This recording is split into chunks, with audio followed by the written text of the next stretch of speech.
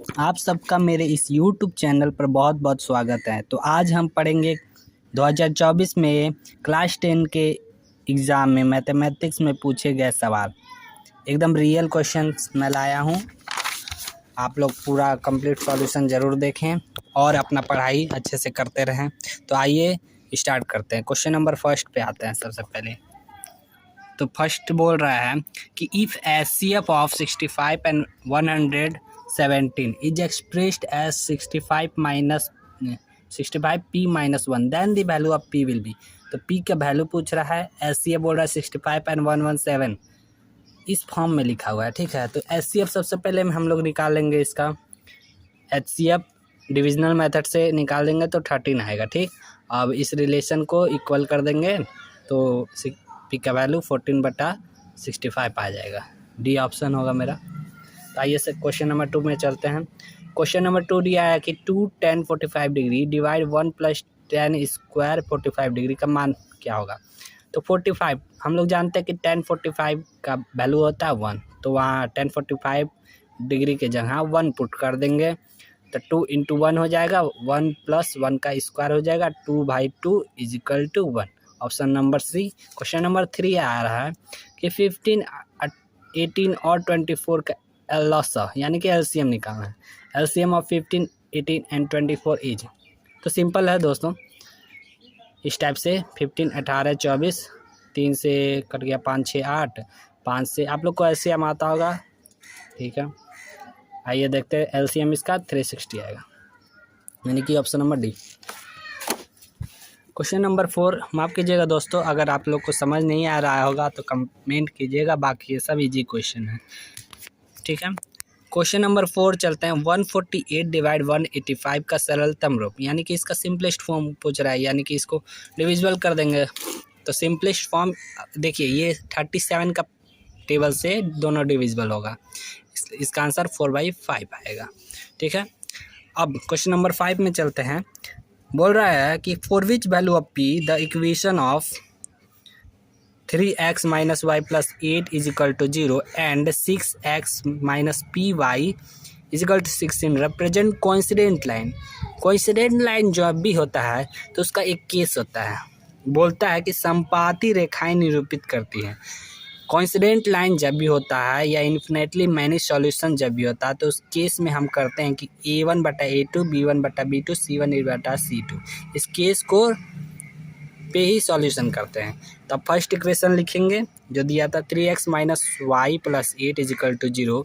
A1 देखिए 3 है, B1 -1 है, C1 8 है। अब सेकेंड इक्वेशन में 6x - py = 16। ठीक है, 16 को इधर ले आएंगे, LHS साइड 0। A2 6 है, B2 -p है, C2 -16 है।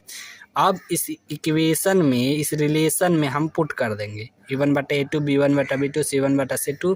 A1 कितना मेरा 3/6, B1 -1 B2 -p 8 -16। ठीक, यानी कि इस कट जाएगा, 1/2 आएगा, माइनस से माइनस कट जाएगा, 1/p आएगा, 1/-2 आएगा, यानी कि 1/2 और 1/p। p बराबर 2 भी आ रहा है और p बराबर -2 भी आ रहा है। तो आप देख लीजिएगा दोस्तों, इसका मुझे पता नहीं चला कि आखिर एक्यूरेट आंसर क्या होगा, लेकिन ऑप्शन में ही दोनों दिया था, आप किसी को भी मार सकते हैं। चलिए आप क्वेश्चन नंबर 6 में चलते हैं।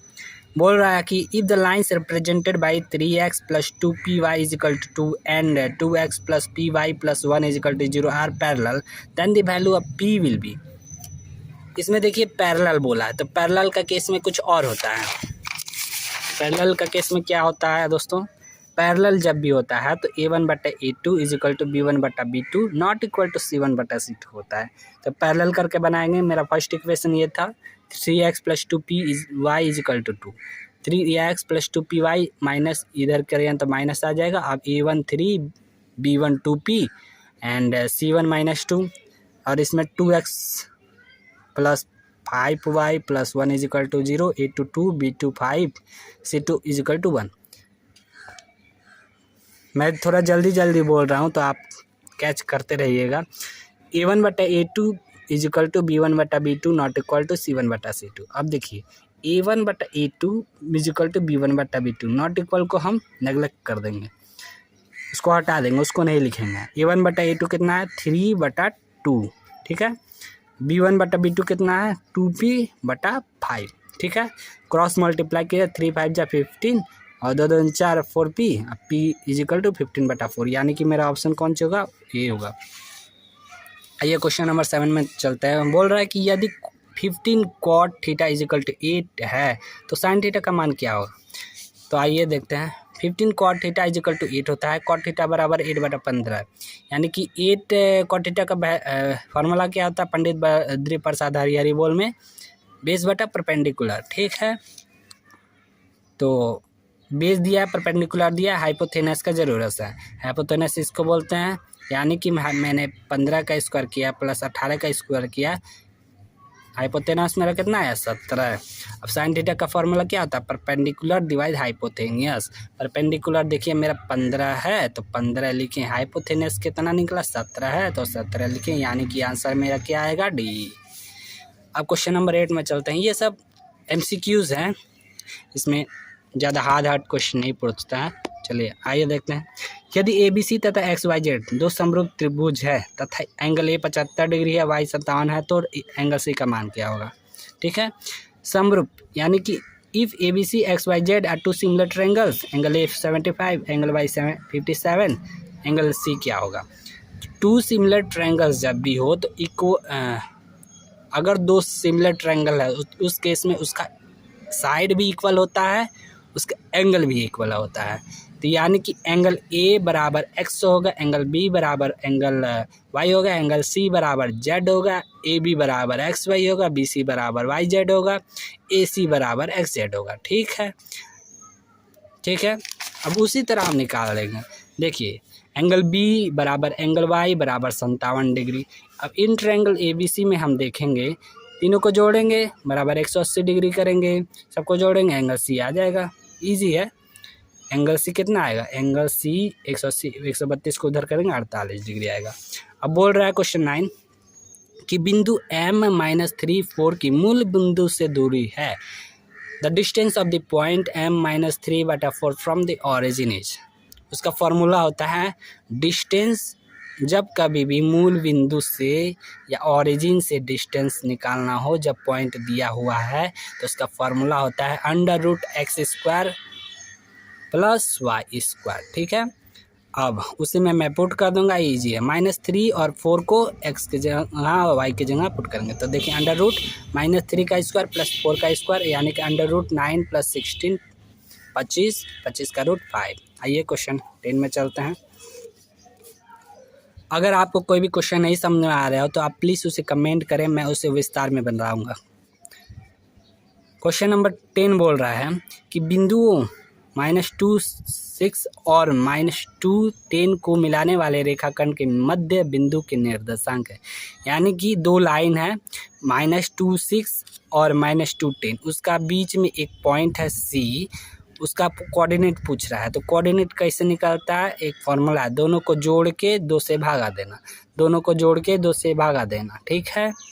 तो let see with the mid point, मैंने C मान लिया एक मिड पॉइंट है ABC का, और coordinates of the mid point x y। पहले x देखेंगे, x -2 और -2 को जोड़ेंगे, भागा 2 करेंगे, -2 यानी कि -2 आएगा। अब 6 और 10 को जोड़ेंगे, -16/2 8 आएगा। पॉइंट मेरा कितना है -2 8, यही आंसर हो गया। इसका फॉर्मूला होता है कोऑर्डिनेट कभी भी निकाला जाए मिड पॉइंट का तो x + y / 2, ठीक है, यही होता है फॉर्मूला। क्वेश्चन नंबर 11 में चलता है। बोल रहा है कि इफ़ AD परपेंडिकुलर BC है इन एन इक्विलैटरल ट्रायंगल में ABC, then AD² will be, ठीक है। तो सबसे पहले मैं एक ट्रायंगल बनाऊंगा, इसमें AD बोल रहा है जब भी ये इक्विलैटरल ट्रायंगल है, यानी कि यहाँ से मीडियन बराबर करेगा BD और DC इक्वल होगा, तो BD बराबर CD 1/2 BC, AB बराबर AC BC। CD को हम लिख सकते हैं कि ये BC का आधा है, CD जो है BC का आधा है और AC भी है, तो इस रिलेशन से आएगा।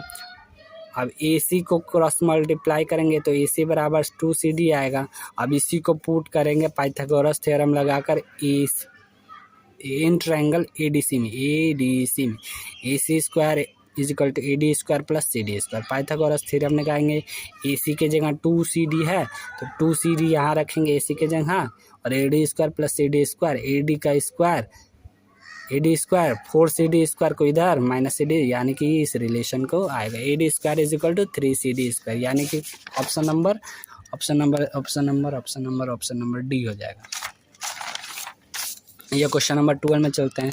बोल रहा है कि त्रिभुज ABC के शीर्षों के निर्देशांक क्रमशः 7/5, 5/7 और -3/3। यदि BC का मध्य बिंदु D है तो AD की माप होगा।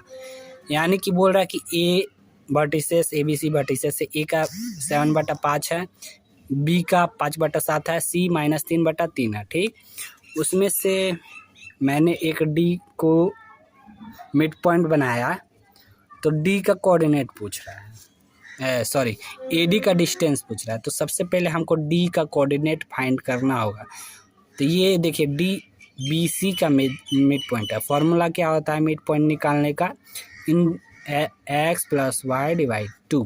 ठीक है, यानी कि 5 प्लस इसको जोड़ेंगे -3 भागा करेंगे 2, 7 + 3 10 भागा करेंगे 2, तो कोऑर्डिनेट आ जाएगा। यानी कि कोऑर्डिनेट्स ऑफ D इज 5 + -3/2 7 + 3/2, यानी कि 5 + 3 2 भागा 2 1, 7 3 10 10 भागा 2 5। अब डिस्टेंस ये मेरा हो गया D का वैल्यू 1/5। अब यहाँ से डिस्टेंस निकाल देंगे, डिस्टेंस फार्मूला लगा के √7 - 1 का स्क्वायर प्लस 5 - 5 का स्क्वायर, 7 - 1 स्क्वायर 6 स्क्वायर, रूट से स्क्वायर कट जाएगा, यानी कि आंसर आएगा 6 यूनिट, यानी कि ऑप्शन नंबर C। अब क्वेश्चन नंबर 13 में चलते हैं। बोल रहा है कि if sec theta is equal to 2 then the value of theta will be. Theta का वैल्यू पूछ रहा है, sec थीटा बराबर 2 है, यानी कि sec थीटा का वैल्यू 2 कब होता है? 60 डिग्री पर। क्वेश्चन नंबर 14 चलते हैं। क्वेश्चन नंबर 14 कह रहा है कि cosec square theta minus cot square theta into 1 - cos square theta का मान क्या होगा? The value of this. तो आइए सॉल्व करते हैं। cosec square theta minus cot square theta 1 - cos square theta. तो हम दो फार्मूला ये जानते हैं कि 1 - cos स्क्वायर थीटा बराबर होता है sin स्क्वायर थीटा, और 1 + cot स्क्वायर थीटा बराबर होता है cosec स्क्वायर थीटा। बस उसी में पुट करना है। देखिए cosec स्क्वायर थीटा है तो cosec स्क्वायर थीटा के जगह क्या हम पुट करेंगे? 1 + cot square theta minus cot square theta है, अब इंटू है 1 - cos स्क्वायर थीटा के जगह क्या पुट करेंगे? sin square theta. ठीक, अब ये प्लस से माइनस कट गया, 1 × sin स्क्वायर थीटा हो गया क्या? sin square theta. Very good. आइए क्वेश्चन नंबर 15 में चलते हैं। बोल रहा है कि area of the base of right circular cylinder is 9 pi centimetre square. Radius पूछ रहा है, radius of base will be. ये क्वेश्चन हिंदी में गलत दिया हुआ है, हिंदी में दूसरा क्वेश्चन टाइपिंग हो गया था। जो आइए देखते हैं क्या दिया है। Area of the base of एक सिलेंडर है, उसका एरिया दिया है, नीचे का एरिया दिया है क्या? 9 पाई। एरिया क्या होता है? πr²। सर्किल है ना, इस सर्किल है तो πr² बराबर करेंगे 9 पाई, पाई से पाई कट गया, r² बराबर 9, यानी कि रूट करेंगे 9 का तो 3 सेंटीमीटर आएगा।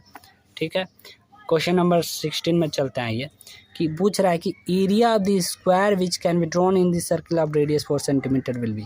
वो 4 सेंटीमीटर त्रिज्या वाले वृत्त के अंतर्गत खींचे जा सकने वाले वर्ग का क्षेत्रफल होगा क्या? तो आइए एक सर्कल बनाएंगे, उसके अंदर एक स्क्वायर बनाएंगे ABCD, उसमें से एक डायगोनल खींचेंगे। तो रेडियस ऑफ सर्किल दिया है 4 सेंटीमीटर। देखिए अब इसका डायमीटर हो जाएगा 8 सेंटीमीटर। डायमीटर ऑफ सर्कल बराबर होगा, डायमीटर ऑफ सर्कल बराबर होगा डायगोनल ऑफ द स्क्वायर, यानी कि या इस सर्कल का डायमीटर हो गया और इस डायगोनल भी हो गया, और डायमीटर ऑफ सर्कल दोनों बराबर हो गया क्या? 8 सेंटीमीटर। पाइथागोरस थ्योरम अप्लाई करेंगे। DC² plus c b square b d square.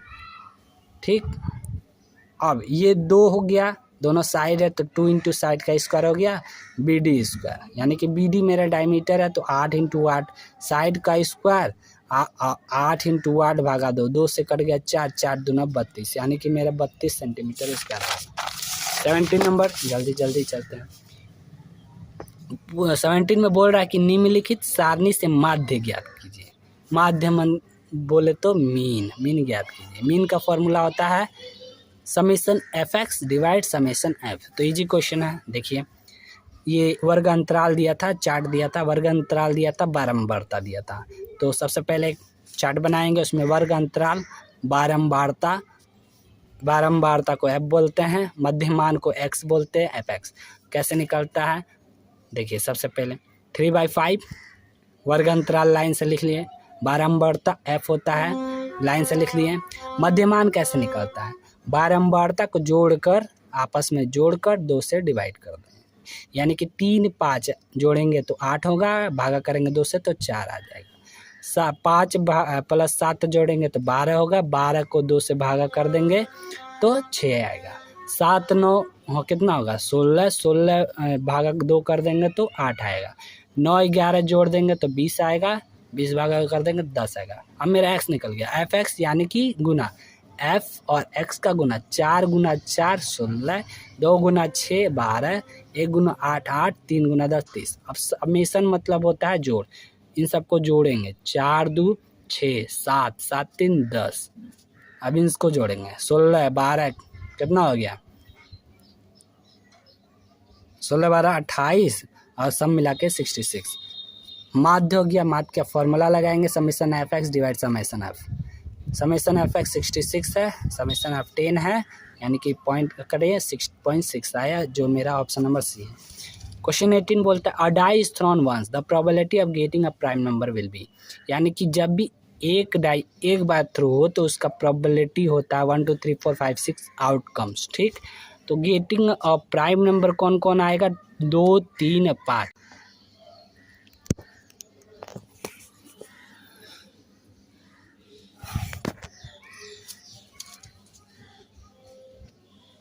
Probability of getting a prime number 3/6 is equal to 1/2 answer. अब क्वेश्चन नंबर 19 में चलते हैं। बोल रहा है कि if mean of a frequency distribution is 20.5 and median is 21 then mode will be.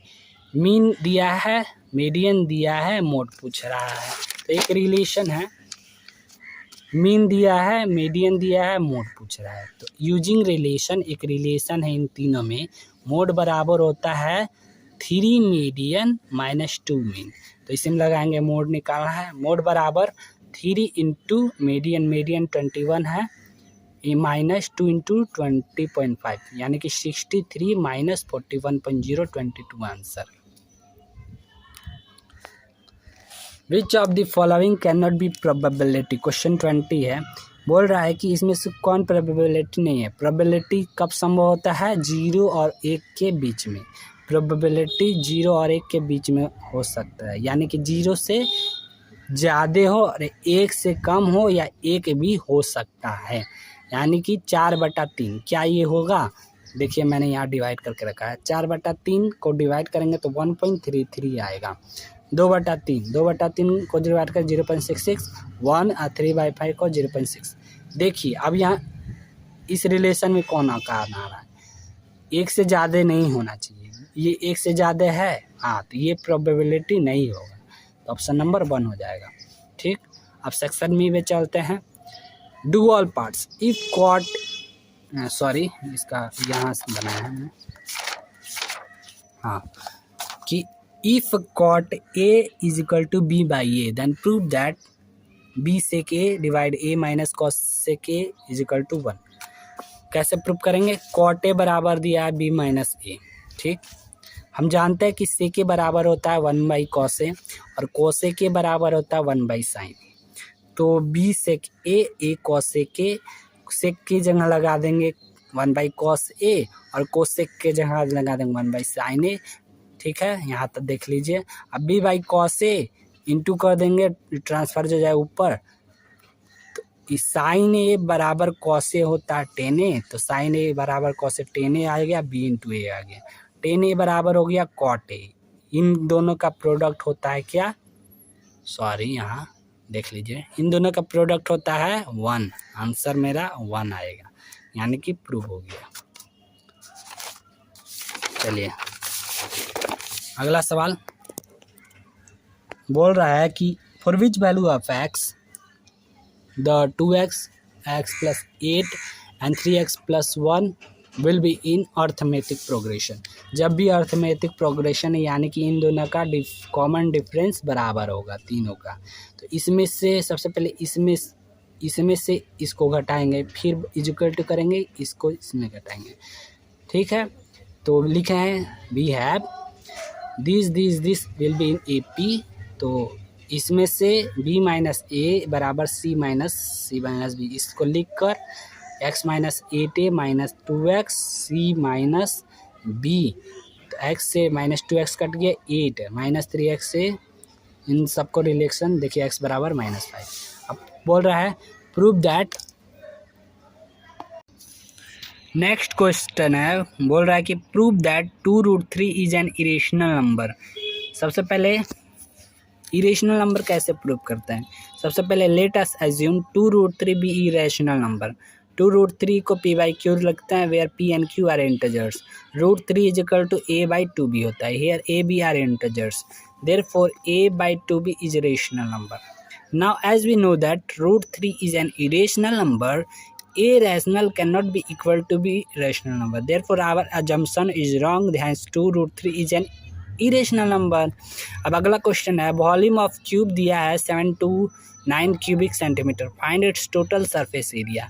तो volume of cube होता है बराबर कर दिए 729, वॉल्यूम ऑफ क्यूब होता है एल क्यूब, यानी कि साइड का गुना, L cube is equal to 729, L बराबर 9 आ गया, इसका रूट अंडर रूट करेंगे तो total surface area of cube का फॉर्मूला आता है 6l² और 6 L इज इक्वल टू 9 9 81 गुना 6 486 सेंटीमीटर स्क्वायर मेरा आंसर है। अब आइए अगले क्वेश्चन पे चलते हैं। क्वेश्चन नंबर ई बोल रहा है कि बिंदु 2 -3 और -4 6 को मिलाने वाले रेखाखंड को 1:2 के अनुपात में अंतः विभाजित करने वाले बिंदु के निर्देशांक ज्ञात कीजिए। ये सेक्शन फार्मूला पे बनेगा using section formula. Section formula क्या कहता है, x m1 x2 plus m2 x1 divide m1 plus m2 और y m1 y2 plus m2 y1 divide m1 plus m2, ठीक है। तो एक पॉइंट था 2 -3 और -4 6 को रेशियो 1:2 में बांटता है। बिंदु निर्देशांक अंतः विभाजक क्या होगा, फार्मूला x, ये वाला फार्मूला लगाएंगे m1 x2 m2 x1, तो m1 मेरा 1 है, इसको m1 लेंगे और 2 को m2 लेंगे, ठीक है।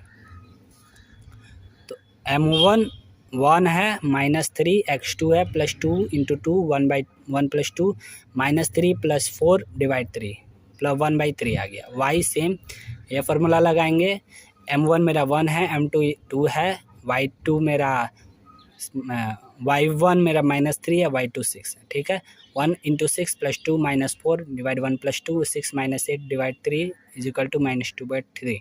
एक्स वाई का कोऑर्डिनेट 1/3 -2/3 आंसर।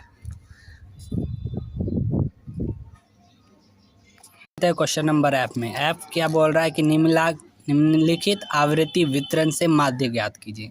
माध्य यानी कि मीन का फॉर्मूला होता है summation F x divide summation F. ये चार्ट दिया है, इसमें वर्ग अंतराल दिया हुआ है, आवृत्ति दिया हुआ है 0 से 10 8, 10 से 20 12, 20 से 30 10, ठीक। तो वर्ग अंतराल सबसे पहले लिखेंगे एक चार्ट बनाकर, वर्ग अंतराल 0 से 10, 10 से 20, 20 से 30, 30 से 40, 40 से 50। आवृत्ति f, इसको आवृत्ति f डिनोट करेंगे, यानी कि 0 से 10 कितना दिया है 8, सबको लिख लेंगे। मध्यमान कैसे निकलता है, वर्ग अंतराल में दोनों को जोड़कर डिवाइड करते हैं 2 से, ठीक। यानी कि 0 10 10 10 भागा 2 5, तो 5 आया।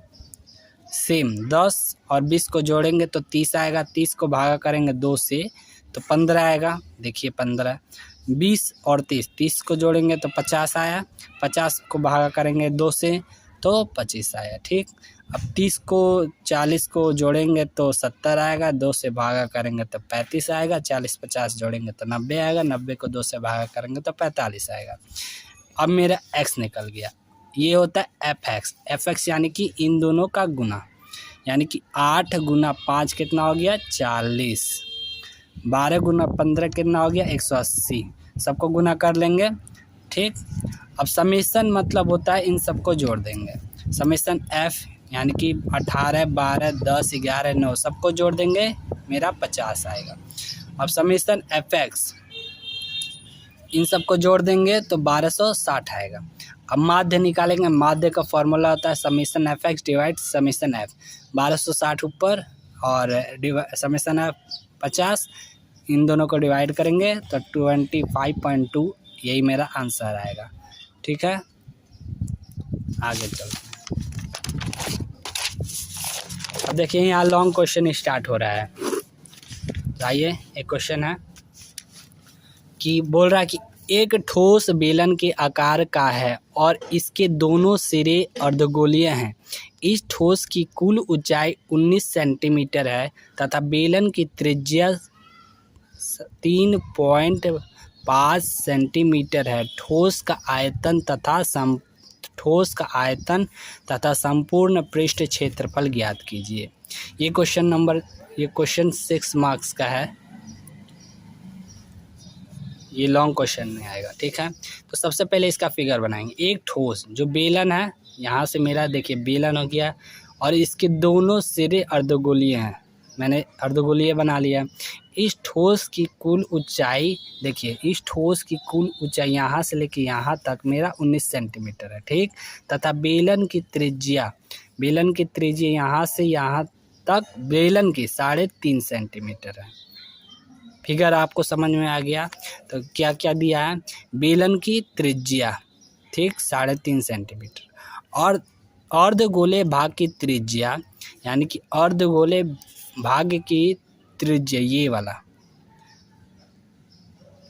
और बेलनाकार भाग की त्रिज्या ये दोनों बराबर होगा। ठीक है, यानी कि आर यानी कि रेडियस और हाइट 3.5 हो जाएगा। अब बेलनाकार भाग की ऊंचाई यानी कि यहाँ इसका ऊंचाई निकालेंगे, यहाँ से लेके यहाँ ना, ये पूरा 19 सेंटीमीटर दिया है, यानी कि 3.5 यहाँ से करेंगे और 3.5 यहाँ से निकाल देंगे जोड़कर।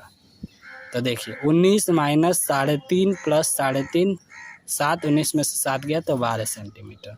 अब निकालना क्या है, ठोस का आयतन। पूरे ठोस का आयतन निकालने के लिए हमको इसका भी आयतन निकालना पड़ेगा और इन दोनों का भी आयतन निकालना पड़ेगा। ठोस का आयतन निकालने के लिए बेलनाकार भाग का आयतन प्लस 2 अर्धगोले है ना, तो 2 गुना किए हैं अर्धगोलीय भाग का आयतन। अब बेलनाकार भाग का आयतन हो गया πr²h ठीक, प्लस 2 गुना अर्धगोले भाग का आयतन। अर्धगोले का फॉर्मूला होता है 2/3 πr3। आई मीन इसमें से πr² और यहाँ भी πr³ है, तो πr² दोनों कॉमन ले लिए, h प्लस 2 × 2/3 × r। अब यहाँ हो जाएगा पाई के जगह 22/7, r रेडियस दिया है मेरा 3.5 ठीक। आगे बढ़ते हैं, गुना h के जगह 12, देखिए हाइट मेरा 12 आया तो 12 प्लस 4/3, 2 गुना 2 4/3 प्लस रेडियस 3.5 ठीक।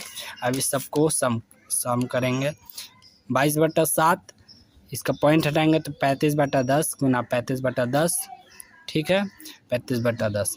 अब इस सबको काटेंगे तो मेरा रिजल्ट इतना आएगा 77/2 गुना 12 प्लस 14/3 ठीक है। अब इसका एलसीएम लेंगे तो 3 आएगा, इसको सॉल्व करेंगे तो इतना आएगा और इसको गुना कर देंगे। देखिए 2 से फिर कट जाएगा 50, 25 गुना 77/3, 1925/3 641.67 सेंटीमीटर क्यूब, यही मेरा आंसर है। ठोस का आयतन इतना आया। अब निकालना क्या था, संपूर्ण पृष्ठ क्षेत्रफल ज्ञात कीजिए। तो बता दें,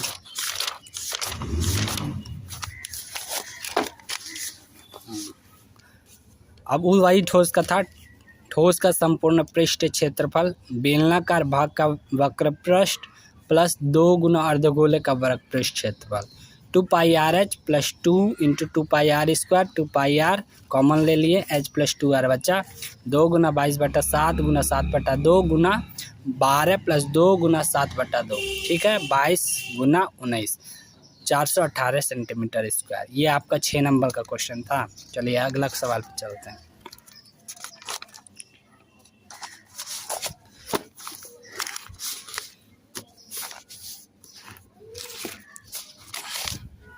ये सवाल आपका अथवा करके दिया हुआ था, ये पिछले वाला सवाल और ये सवाल अथवा करके दिया हुआ था। बोल रहा है कि एक लंबवर्तीय शंकु की तिर्यक ऊंचाई 13 सेंटीमीटर तथा संपूर्ण पृष्ठ क्षेत्रफल 90 पाई सेंटीमीटर स्क्वायर है, इसके आधार का व्यास ज्ञात कीजिए, यानी कि डायमीटर पूछ रहा है। तो फिगर बनाया मैंने शंकु का, यहाँ बोल रहा है तिर्यक ऊंचाई यानी कि L बराबर 13 सेंटीमीटर दिया हुआ है, L बराबर 13 सेंटीमीटर दिया। तो मान आधार की त्रिज्या R है, मान आधार की त्रिज्या R है, ठीक। L बराबर 13 सेंटीमीटर दिया है, संपूर्ण पृष्ठ दिया है, देखिए संपूर्ण पृष्ठ 90 पाई सेंटीमीटर दिया है। अब संपूर्ण पृष्ठ निकालेंगे πr(l) प्लस πr², यही होता है फॉर्मूला, बराबर करेंगे 90 पाई, ठीक। पाई r यहाँ से भी कॉमन ले लेंगे πr, तो बचेगा L प्लस R, यहाँ 90 पाई। अब पाई से पाई कट जाएगा, R L के जगह मेरा 13 दिया था तो 13 रखेंगे प्लस R इजिकल टू 90, ठीक। अब ब्रैकेट हटाएंगे तो 13R plus R² minus 90 equal to 0, R² plus 13R minus 90 equal to 0। अब इस क्वाड्रेटिक इक्वेशन बन गया है, अब इसको सॉल्व करेंगे। R² plus 18R minus 5R minus 90 equal to 0, ठीक है। अब इसमें कॉमन लेंगे, R कॉमन लेंगे, R प्लस 18 बचेगा, माइनस 5 कॉमन लेंगे इसमें, तो R प्लस 18 बचेगा। अब इन दोनों को एक साथ लिखेंगे, इन दोनों को R माइनस 5 को एक साथ लिखेंगे। देखिए R का वैल्यू मेरा 2 को आया, लेकिन डिस्टेंस और रेडियस कभी भी नेगेटिव में नहीं होता है, तो नेगेटिव वाला को हम निगलेक्ट कर सकते हैं, ठीक है। तो R बराबर 5 को ही लिखेंगे, यानी कि रेडियस कितना आया मेरा 5। तो डायमीटर निकालना है, यानी कि आधार का व्यास कितना हो जाएगा 5 गुना 10 यानी कि 10 सेंटीमीटर इसका। अगला क्वेश्चन पे चलते हैं। क्वेश्चन नंबर 4 बोल रहा है कि क्वेश्चन नंबर 4 बोल रहा है 7 मीटर ऊंचे भवन के शिखर से एक केबल टावर के शिखर का उन्नयन कोण 60 डिग्री है और इसके पाद का अवनमन कोण 45 डिग्री है। केबल टावर की ऊंचाई ज्ञात कीजिए। The angle of elevation of the top of a cable tower from the top of a building of height 7 metre is 60 degree and the angle of depression of its bottom is 45 degree. Find the height of the cable tower. तो सबसे पहले आप लोग को क्या करना है,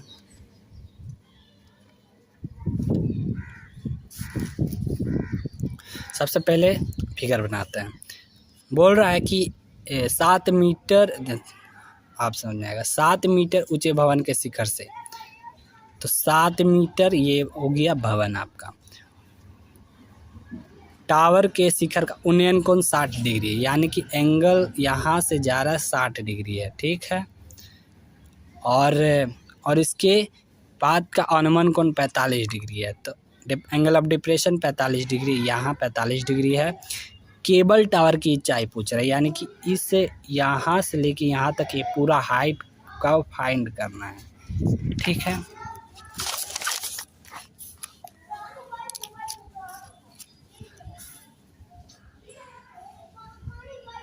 तो आइए देखते हैं।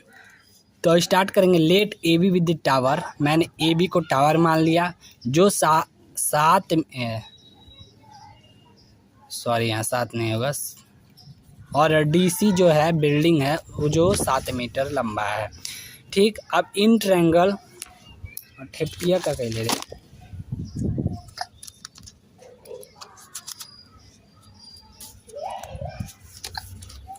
अब देखते हैं in triangle D C B, ठीक है, 90 डिग्री एट सी, यहाँ पर 90 डिग्री है, ठीक है। 1045 degree is equal to C D divide C B, ठीक है। 1045 का 1 होता है, सी डी बराबर 7 है, बराबर बी सी का वैल्यू निकालेंगे 7 आ गया। अब in triangle A D E, ठीक है, 90 डिग्री है कहाँ, ई पर, वेरी गुड। 1060 डिग्री का वैल्यू निकालेंगे, A E divide D E √3, 1060 degree का वैल्यू √3, ए का value x divide 7, x is equal to cross multiply 7 √3 का वैल्यू होता है 1.732, यानी कि गुना करेंगे तो x बराबर 12.124 आएगा, ठीक है। यानी कि मेरा x का वैल्यू निकला, देखिए x का वैल्यू निकल गया 12.124, ठीक है। हमको निकालना यहाँ से यहाँ तक का है, यानी कि इन दोनों को जोड़ देंगे, अब इसमें 7 जोड़ देंगे तो आ जाएगा। Height of the tower is 7 + 12.124 is equal to 13.124 metre. यही मेरा आंसर हो गया। अब ये अथवा करके दिया हुआ था, इसको भी हम लोग सॉल्व करेंगे। इस क्वेश्चन में बोल रहा है कि जब सूर्य का उन्नयन कोण फाई से थीटा हो जाता है तो क्षैतिज तल में खड़े एक स्तंभ की छाया a मीटर अधिक हो जाती है। स्तंभ की ऊंचाई ज्ञात कीजिए। When the angle of elevation of sun becomes theta from phi, then the shadow of a pillar situated in a horizontal plane increases by a meter. Find the height of the pillar.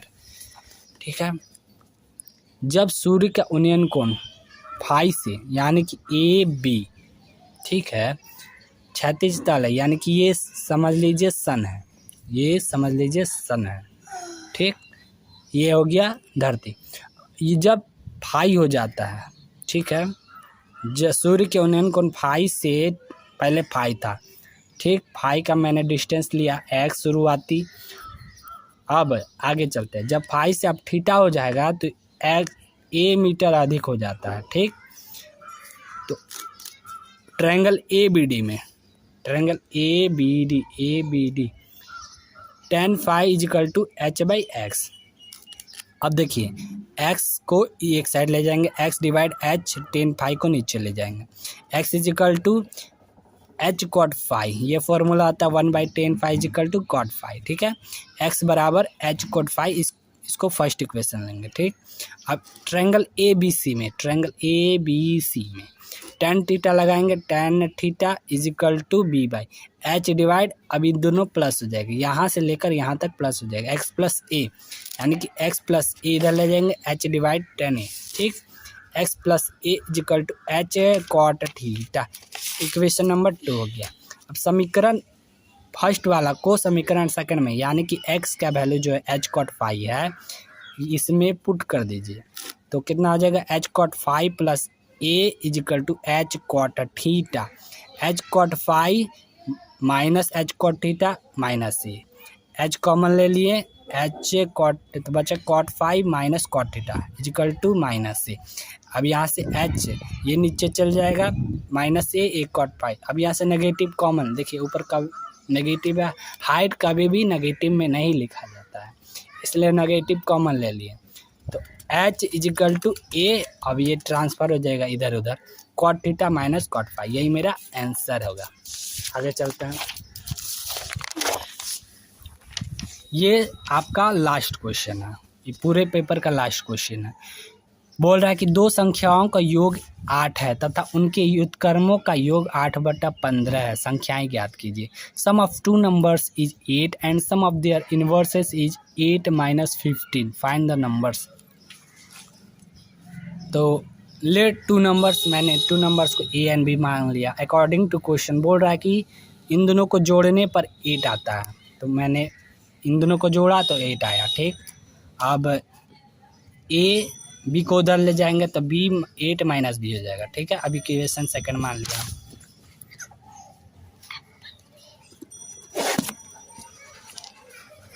अब यहाँ आइए, अब बोल रहा है कि इसका inverse को जोड़ने पर 8/15 आता है। तो इन्वर्स होता है उल्टा। अब 1/a प्लस 1/b 8/15, ठीक। इन दोनों का एलसीएम ए बी आएगा, यहाँ b प्लस ए होगा 8/15। b प्लस ए का देखिए ए है तो ए का वैल्यू 8 माइनस बी, तो बी ए की जगह रख देंगे 8 माइनस बी, और ए के जगह 8 minus b into b is equal to 8/15। अब b plus b minus b cut गया, 8 divide 8b minus b square is equal to 8/15। 8 से 8 डिविजिबल हो गया, बचा क्या, क्रॉस मल्टीप्लाई करें। क्रॉस मल्टीप्लाई किए तो 8b minus b square is equal to 15, ठीक। Minus b square plus 8b minus 15 is equal to 0, minus इसमें से कॉमन लेके हटा दीजिए, तो B square minus 8b plus 15 is equal to 0। अब इसको क्वाड्रेटिक इक्वेशन है तो सॉल्व करना पड़ेगा फैक्टराइज करके।